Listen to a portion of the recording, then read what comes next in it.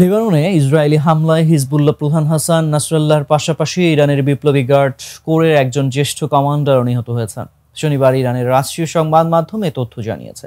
সরকারি বার্তা সংস্থা IRNA বলেছে, লেবাননে ইসরায়েলের যে হামলায় হিজবুল্লাহ প্রধানকে হত্যা করা হয়েছে সেখানে IRGC deputy commander for operations general Abbas নীল ফরশৌনাও নিহত হয়েছেন। তবে এ বিষয়ে আর কোনো বিশদ বিবরণ দেয়নি ইরানি সংবাদ মাধ্যমটি।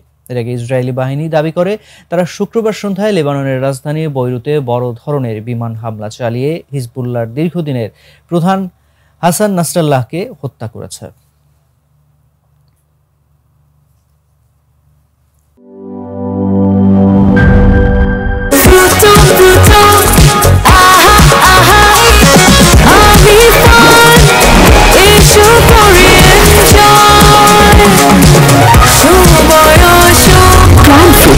শরীর অসময় ফুটময়।